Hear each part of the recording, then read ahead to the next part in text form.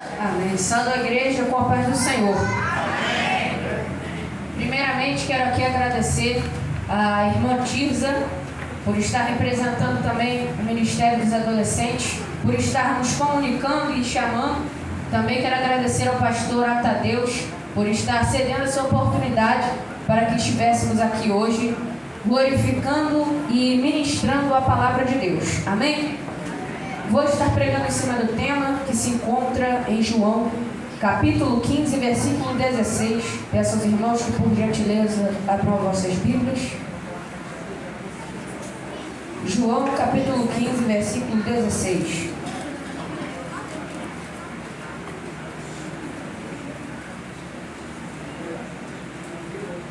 Tema escolhidos para frutificar. João, capítulo 15, versículo 16. Todos os irmãos que acharam, digam amém. Amém. Assim diz a palavra do Senhor. Não foram vocês que me escolheram, pelo contrário, eu os escolhi e os designei para que vão e deem fruto, e o fruto de vocês permaneça, a fim de que tudo o que pedirem ao Pai em meu nome, Ele lhes conceda. Amém? Podeis assentar em nome de Jesus.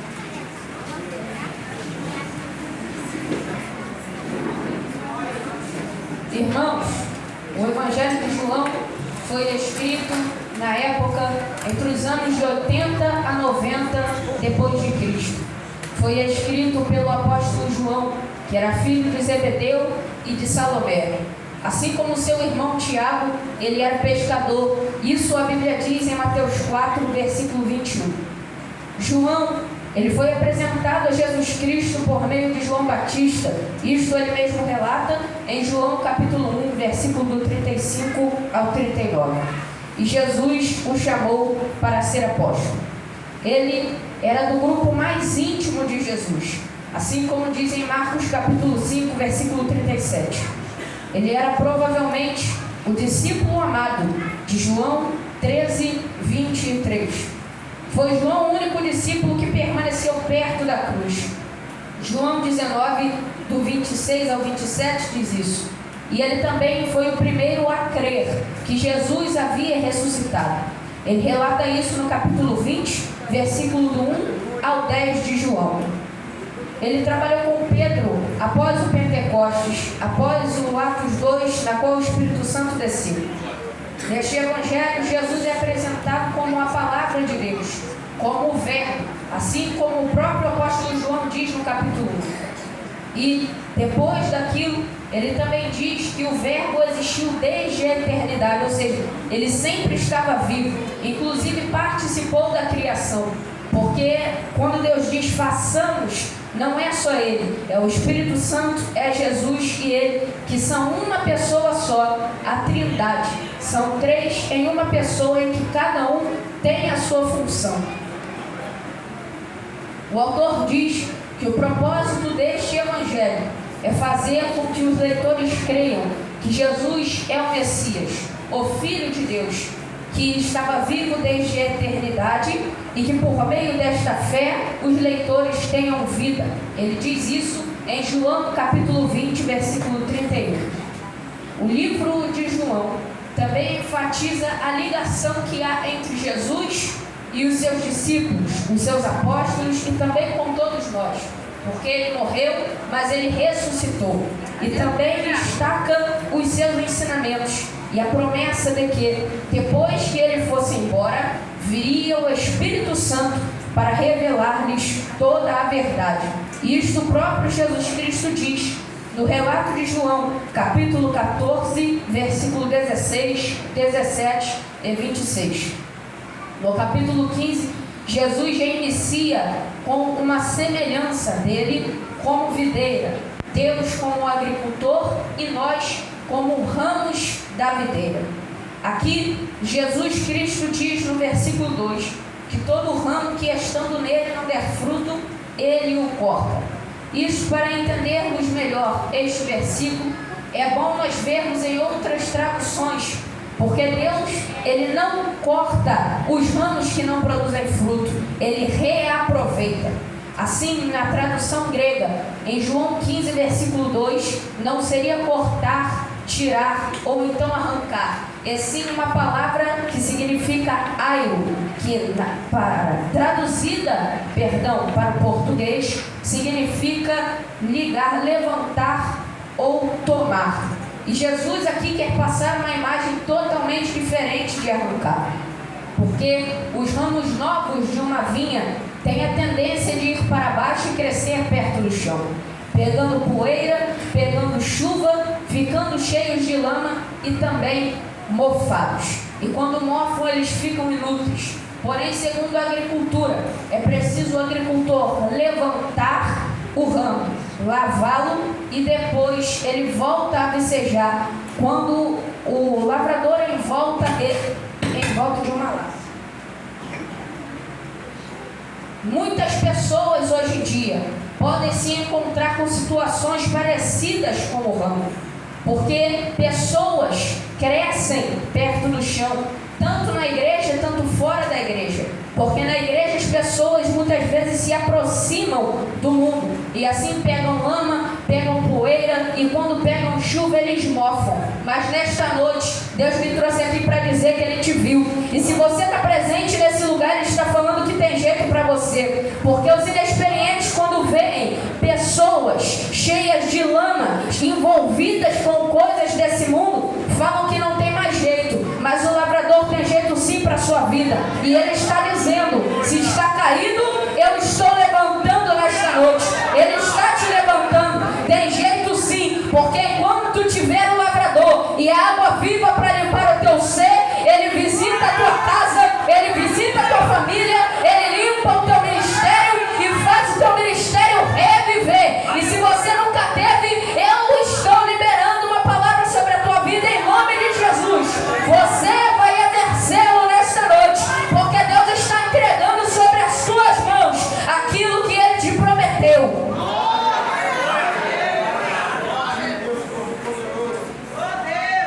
E então, no versículo 3, Jesus diz: vós já estáis limpos pela palavra que eu vos tenho falado. Porque um ramo sujo não produz fruto. Para produzirmos frutos temos que estar limpos. E nós só nos limpamos através da palavra. Porque existem cristãos que não leem a palavra e também não dão a mínima importância para ela. Porém, eles têm que entender que o que nos limpa, que o que nos lava, é a palavra através do sangue de Jesus. Temos que nos arrepender, temos que a cada dia nos santificar e pedir perdão a Deus, porque a nossa natureza é pecaminosa, mas Ele é um Deus misericordioso. E a Bíblia vai nos dizer que a misericórdia dele se renova todos os dias. Ou seja, se você pecou, o diabo pode até estar te acusando, mas lembre sempre que você tem um Deus perdoador e misericordioso, que sempre te dará uma chance se você se arrepender e pedir perdão. A água viva está nesse lugar e a palavra que limpa está sendo falada. Então se limpa nessa noite, porque o ambiente já está propício para você se limpar. E Deus está dizendo: quando a sua sujeira cair, quando eu tirar essa sujeira de você, eu vou te usar segundo a minha vontade. Então Jesus diz: está em mim e eu em vós. Algumas pessoas não entendem. Como assim? Se eu venho para a igreja, eu estou nele. Eu estou aqui, estou nele. Porém, nem sempre é assim. Porque existem pessoas que estão nele, mas ele não está na pessoa. Vem para a igreja, canta junto com o ministério, tem oportunidade, até às vezes mesmo fala a outras pessoas, porém nem sempre essas pessoas estão com a presença de Deus. Porque existem pessoas que inventam coisas da carne, e assim Deus não usa elas, e sim elas são direcionadas pela mente, pelo coração. Então temos que sempre estar observando isso, e temos que ter discernimento do que é de Deus e do que não é de Deus. Porque tem gente que está aqui, prega aqui, mas lá fora não prega. canta aqui, mas lá fora não canta, roda aqui, mas não leva a presença lá para fora. Mas o verdadeiro problema de hoje em dia não é só porque não prega lá fora, não é só porque não canta lá fora, não é só porque não leva a presença lá para fora, e sim o que atrapalha de levar as coisas daqui lá para fora, o que atrapalha de levar a palavra de Deus lá para fora. Porque tem gente que prega aqui, mas lá fora não prega porque está fazendo fofoca. Tem gente que canta aqui, mas lá fora não canta porque está causando discórdia. Tem gente que roda aqui, mas lá fora não leva a presença porque está causando desunião. Tem gente que canta aqui, que roda aqui, mas às vezes não leva a presença lá para fora porque está até mesmo bebendo, está se disfarçando e vem para cá para a igreja só para fingir o que é, quando não é nada. Ninguém é nada. Todos nós não somos nada na frente de Deus. Mas quando eu falo isso, é que não tem identidade espiritual. Quem não tem identidade espiritual não tem jeito, o inimigo brinca. Existiram 2 jovens que eram parentes de sacerdotes, não lembro se era filho, não lembro se era qual o nível de parentesco. E aí surgiu um homem endemoniado, e aí eles foram expulsar. Em nome do Jesus que Paulo prega, sai agora em nome de Jesus que Paulo prega. Só que o demônio não saiu. E o demônio fez uma pergunta: bem sei quem é Paulo e sei quem é Jesus, mas e vocês quem são? Então temos que nos acertar a cada dia, porque o demônio sabe quem é Jesus, o demônio sabe quem é usado por ele, mas e nós quem somos na presença de Deus? A vara ou o ramo não pode dar fruto sozinho. O ramo sozinho não dá fruto, não tem jeito. O ramo só frutifica por causa dos nutrientes da videira. A palavra, a oração, o jejum dá força para os ramos ficarem em pé, não irem para baixo, perto do chão, pegar poeira, lama e depois mofar. Dá força para o ramo não mofar. Então eu peço aos irmãos que prestem atenção aqui.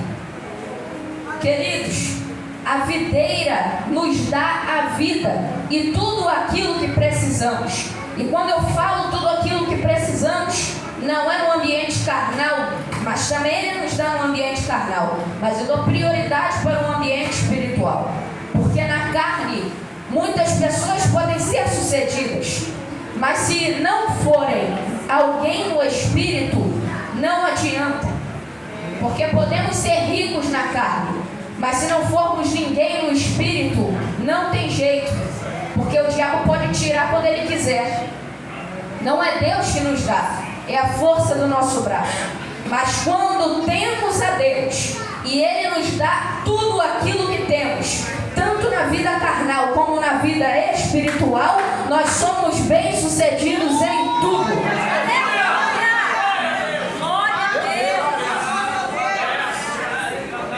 Existem algumas palavras na Bíblia que dizem isso, como por exemplo Efésios 2:10, que diz que sem a videira não temos vida. Aí as pessoas se perguntam: como assim a gente não tem vida? A gente está vivendo. Vida é espiritual, porque sem a videira não tem palavra, que é o alimento da vida espiritual. Sem a videira a gente não se limpa espiritualmente e a gente morre, a gente cai. Sem a videira a gente também não tem Cristo e nem tem Deus, então não temos nada. Porque se alguém não tem Cristo, se alguém não tem Deus, não tem nada, porque Ele é tudo. Sem a videira também não temos céu. Apocalipse diz isso, Apocalipse 21. Então, não vai achando que só porque você é bom, ouvindo a palavra de Deus, sabendo quem é Jesus Cristo, você vai para o céu, porque o que salva não é bondade, o que salva é Jesus Cristo. Sem a videira a gente não prega, só espera.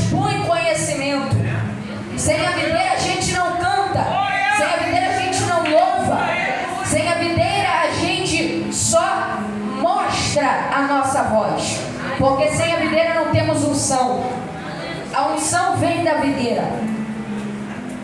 E aí a palavra de Deus vai nos dizer, Jesus Cristo mesmo, que se um ramo não estiver mais na videira, ele será lançado fora e secará, parará de frutificar. E assim os colhem e lançam no fogo e ardem. Ou seja, se o ramo sair da videira, o ramo perde o valor. Nós só temos valor espiritual quando nós estamos na videira. E aí de repente você já pergunta, tem como alguém estar fora da videira dentro da igreja? Tem como. E pode se ver e também pode se mostrar. Aquelas pessoas que estão aqui, mas não têm compromisso nenhum com Cristo. Só estão aqui porque gostam do banco que é acolchoado. Só estão aqui porque se sentem bem.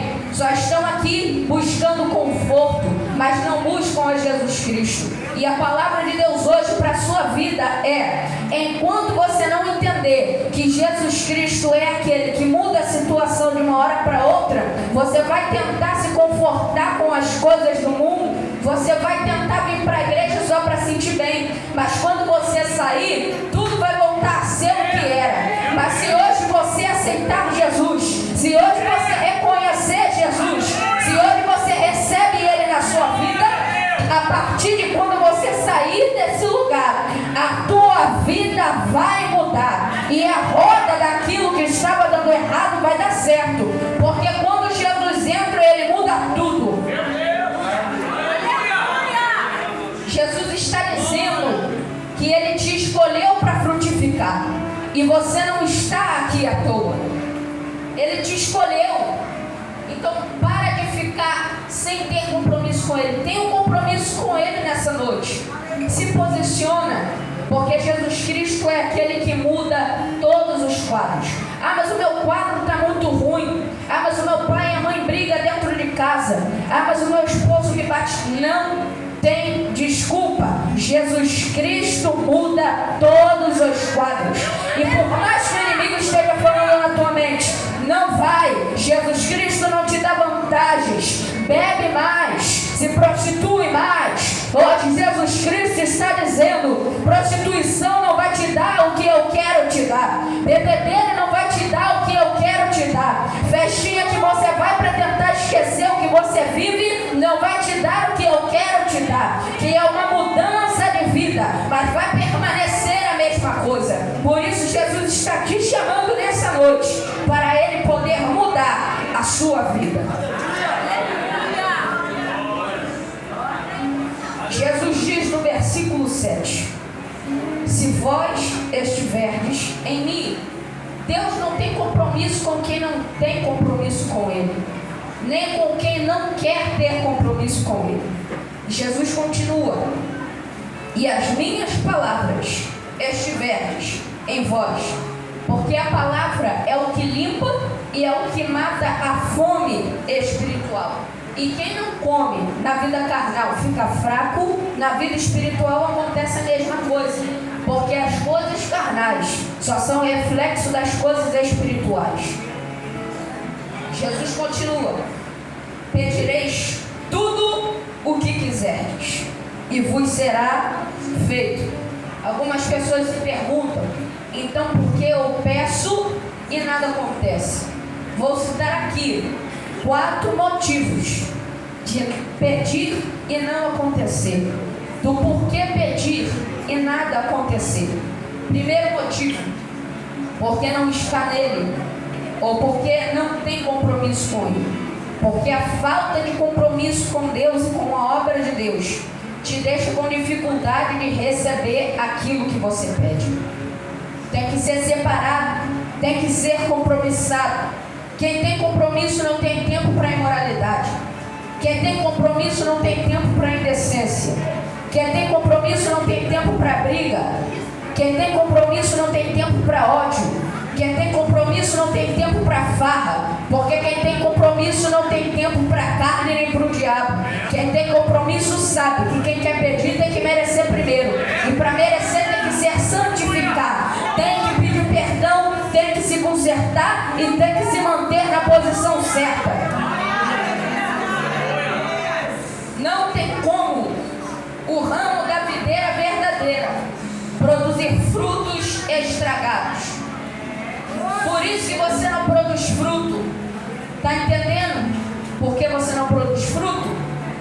Porque você está na videira, mas não se comporta como o ramo da videira. Segundo motivo é a falta da palavra. Assim vem a fraqueza espiritual.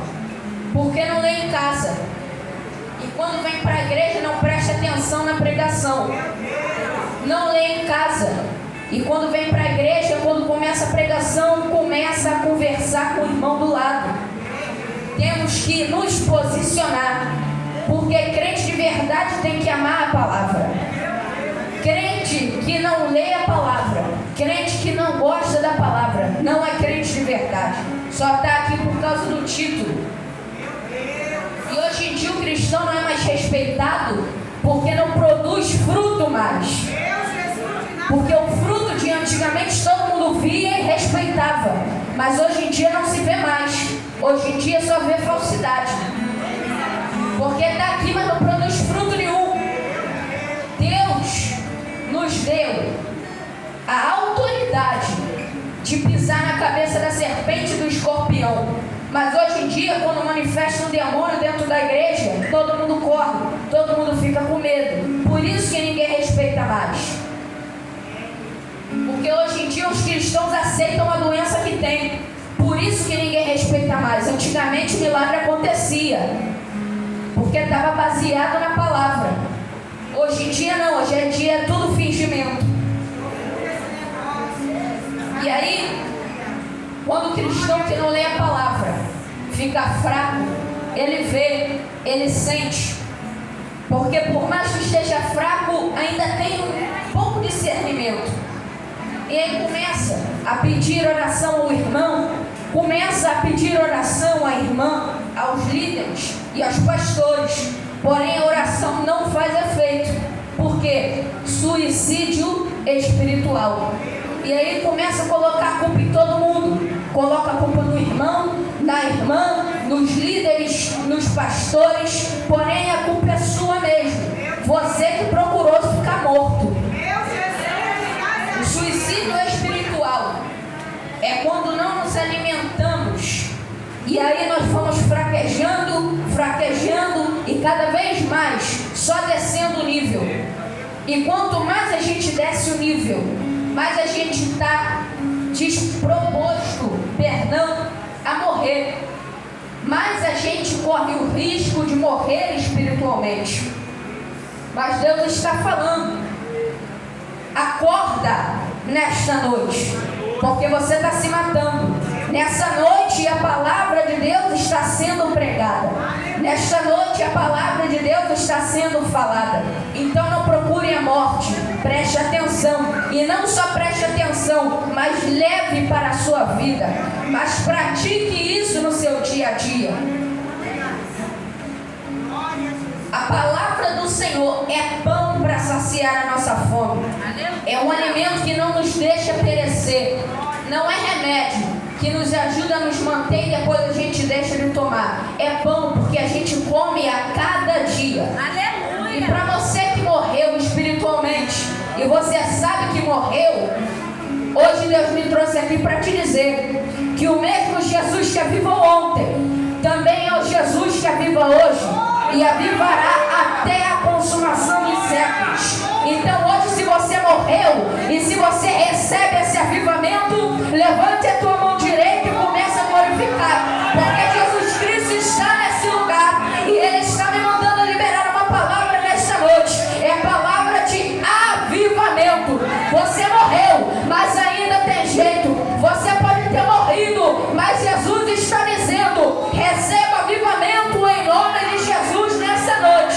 Porque se você recebe, o avivamento não vai ficar só em você. Quando você pisar naquele lugar, vai chegar na tua casa.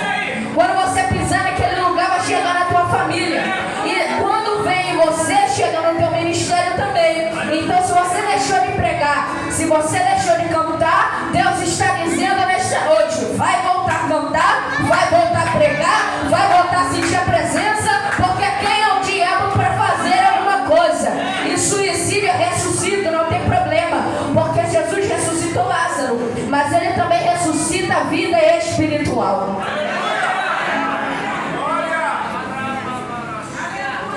Terceiro motivo motivo: falta de fé. Muito obrigada, irmã.